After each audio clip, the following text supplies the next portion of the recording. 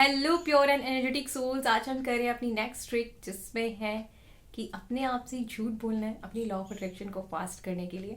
तो बहुत सारी आपने जगह से सुना होगा, जो लॉ ऑफ अट्रैक्शन के बारे में पढ़ते सुनते रहते हैं, कि हमें वो स्टोरी अपने आप को सुनानी है या लिखनी है और फील करनी है जो हम अपनी लाइफ में चाहते हैं। चाहे अभी करंटली वैसा नहीं है, लेकिन झूठ मूठ की जो स्टोरी है, जो भी आप क्रिएट करना चाहते हो, उसको बोलो, दूसरों को सुनाओ और खुद जो है लिखो उसको अपनी कॉपी पे। तो उससे क्या है, आपकी एक फ्रिक्वेंसी बनती है, और जब आपकी फ्रिक्वेंसी वैसी बनती है तो उसी फ्रिक्वेंसी की चीज़ आपसे अट्रैक्ट हो जाती है।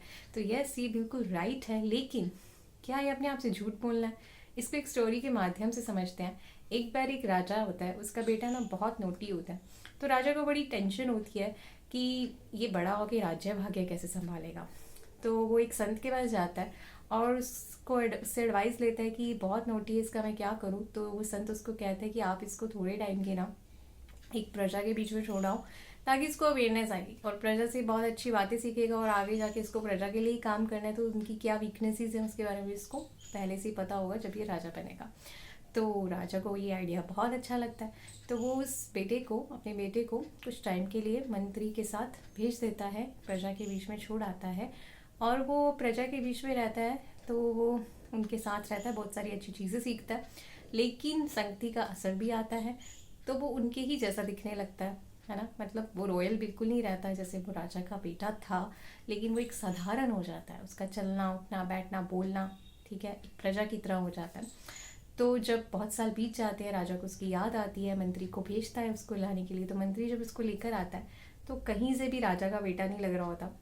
लेकिन थोड़ी दिन उसके साथ जब रहते हैं तो उनको समझ में आता है कि इसने बहुत सारी अच्छी चीज़ें सीखी है, लेकिन ये अपनी जो चाल चलन है, जो अपनी अवेयरनेस है, उसको भूल चुका है, अपनी पावर्स को भूल चुका है। तो राजा उसके लिए एक गुरुजी अपॉइंट करते हैं, जो आकर उसको रोज़ एक ही बात सिखाते हैं कि तुम राजा के बेटे हो। ओके, तो राजा का बेटा कैसे होना चाहिए, उसको कैसे चलना चाहिए, कैसा खाना चाहिए, कैसा बोलना चाहिए। तो वो रोज़ उसी बात को सुनता और रिपीट करता कि मैं राजा का बेटा हूँ। ओके, तो अंदर ही था ना, लेकिन उसको निकाला बाहर। सेम ऐसे ही सब अच्छी चीज़ें जो भी आप चाहते हो, जो भी इच्छा आपके अंदर प्रकट होती है, या जो संस्कार आप चेंज करना चाहते हो, जो पर्सनैलिटी के अंदर आप चेंज लाना चाहते हो, वो सब आपके अंदर ही है।